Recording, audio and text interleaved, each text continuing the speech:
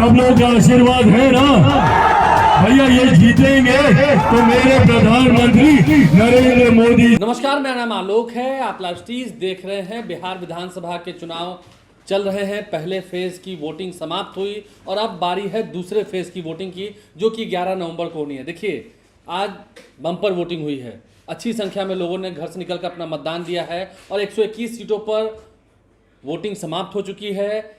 जितने ईवीएम के बक्से हैं वो सभी स्ट्रांग रूम में रखे जा रहे हैं और फिर मतगणना होगी। लेकिन अब सेकेंड फेज की वोटिंग से पहले हम बात करेंगे आपको ओबरा की, औरंगाबाद के ओबरा सीट की, जहां पर आज बड़ी भीड़ जुटी। चिराग पासवान, केंद्रीय मंत्री चिराग पासवान आज पहुंचे। तस्वीर आपको दिखा रहे हैं। ये तस्वीर जो है वो ओबरा से निकल के आ रही है, जहां पर एनडीए के प्रत्याशी हैं Prakash Chandra, BJP, JDU, LJP, RLM के तमाम नेता जो हैं वो मंच पर थे और बड़ी संख्या में लोग आए थे ओबरा खेल मैदान में, जहां पर चिराग पासवान का हेलीकॉप्टर पहुंचता है और एक बड़ी जनसभा होती है। प्रकाश चंद्रा ने तो साफ साफ कह दिया, यदि मैं जीतता हूं, जो मुझे सरकार की ओर से घर मिलेगा उस पर ओबरा की जनता का हक होगा। मैं वहां नहीं रहूंगा, उनके रहने की, खाने की सारी सुविधा हम देंगे।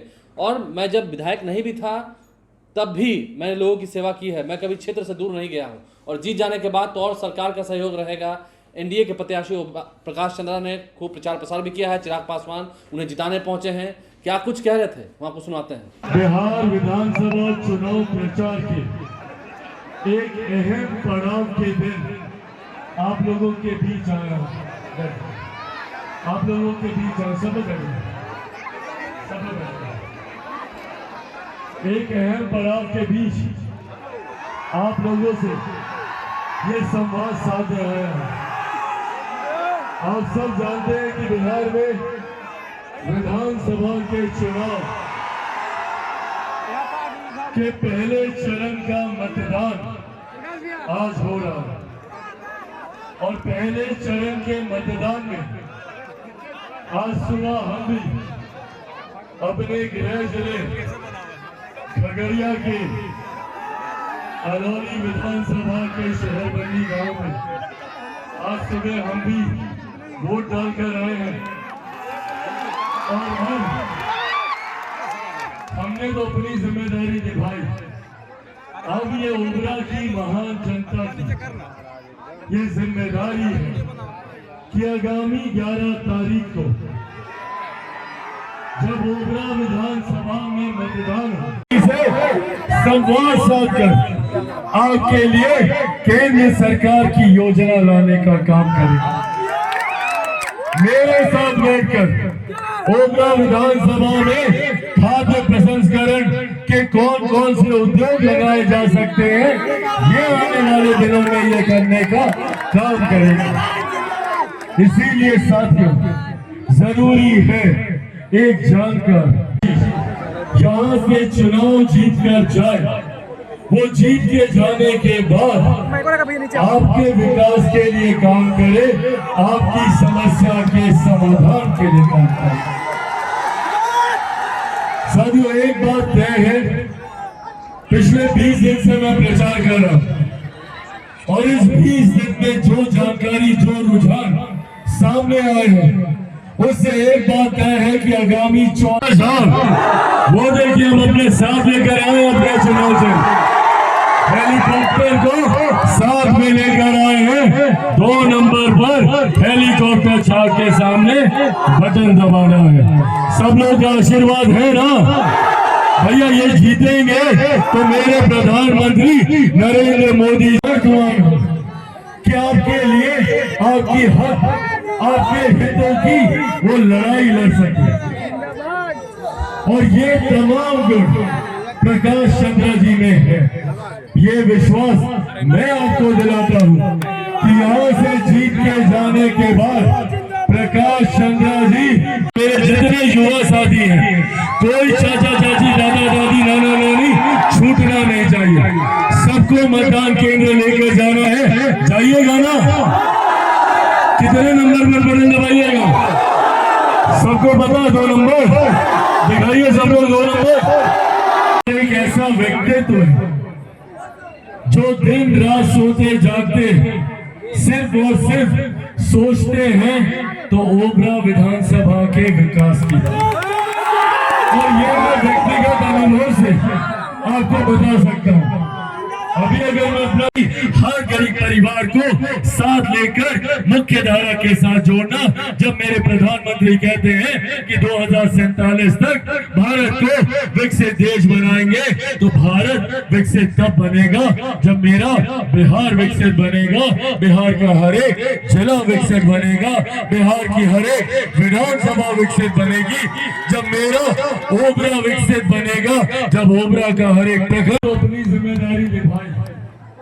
अब ये ओबरा की महान जनता की ये जिम्मेदारी है कि आगामी 11 तारीख को जब ओबरा विधानसभा में मतदान हो, ऐसे में अगले 5 साल का भविष्य सुनिश्चित करने की सोच के व्यक्ति को चुनकर भेजना जो सबको साथ लेकर चलने का काम करे। आज मुझे खुशी है, मुझे गर्व है कि बिहारी वास की जिस सोच को मुख्यमंत्री बनने की बात आएगी तो वो खुद मुख्यमंत्री बनेंगे। जब जेल जाएंगे तो अपनी अर्धांगिनी को मुख्यमंत्री बनाएंगे। अगली पीढ़ी आएगी तो उनका बेटा मुख्यमंत्री बनेगा, उनकी बेटी सांसद बनेगी। वाई में परिवार के अलावा इन्हें कोई और नहीं दिखता, सिर्फ और सिर्फ अपना परिवार दिखता है।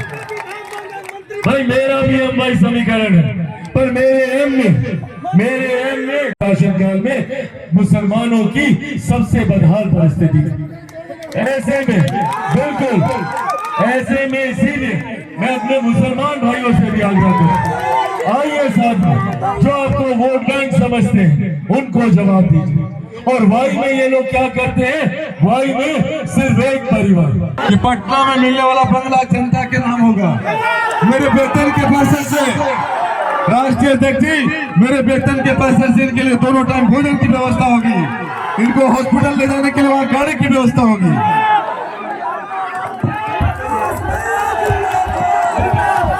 बगल में बैठकर आप लोगों की समस्या का समाधान।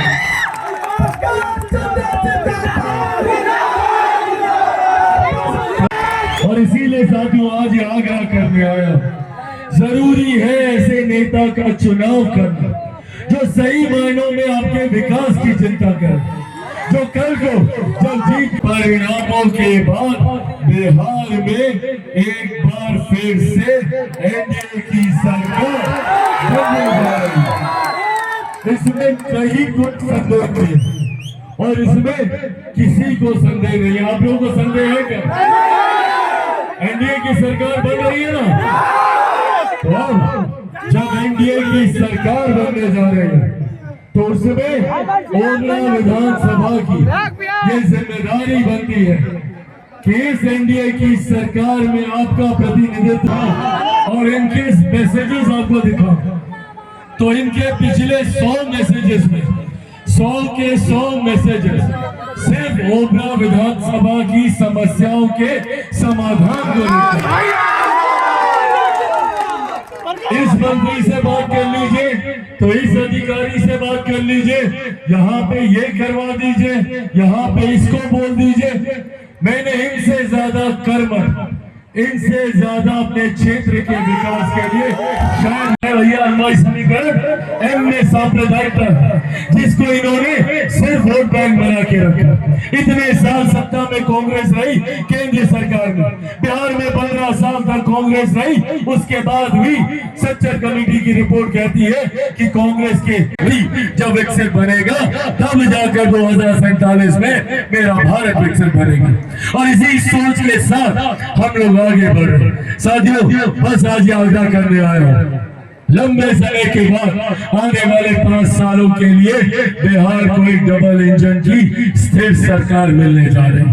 ऐसे में मुख्य धारा के साथ जुड़कर आने वाले 5 साल ओबरा विधानसभा के लिए स्वर्णिम काल की तरह होंगे, ये वादा मैं आप लोगों से करके जाता हूँ। पर एक वादा आप लोगों से भी चाहिए, आगामी 11 तारीख को लेकर 11 तारीख को सबको सत्ताधारी पक्ष के विधायक होने चाहिए, मुख्य धारा के साथ जुड़े हुए विधायक होने चाहिए, एनडीए के प्रत्याशी विधायक के रूप में होने चाहिए, लोक जनशक्ति पार्टी रामविलास के प्रत्याशी विधायक के रूप में होने चाहिए और विधायक के रूप में मेरे भाई प्रकाश चंद्रा जी यहाँ से होंगे।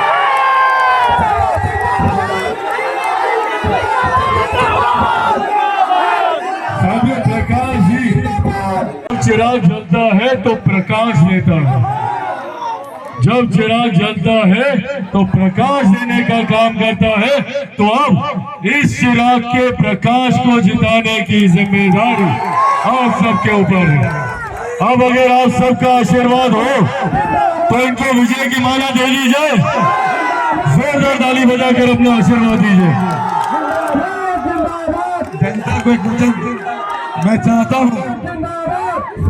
हूँ एक दूसरे का हाथ पकड़कर एक दूसरे के साथ चलने का हम लोगों ने काम किया, पर कुछ ऐसे राजनीतिक दल हैं जिन्होंने अपनी राजनीतिक रोटियां सेकने के लिए हम लोगों को जाति में धर्म में बांटने का काम किया, सीने पे तंगे की। तो भीड़ की तस्वीर आपने देखी है। चिराग पासवान केंद्रीय मंत्री हैं, एलजेपीआर के सुप्रीमो हैं, क्या कुछ उन्होंने कहा है मंच से आपने सुना है, महागठबंधन पर भी निशाना साधा है। आप लाइव स्ट्रीम बने रहे हैं, प्रकाश चंद्रा सभी जाति धर्म के लोगों के बीच जा रहे हैं, जनसंपर्क कर रहे हैं, देखना होगा वहां के मतदाताओं का क्या जनमत होता है। हमारे चैनल को सब्सक्राइब कर लें, साथ साथ फेसबुक पेज भी लाइक करें। धन्यवाद।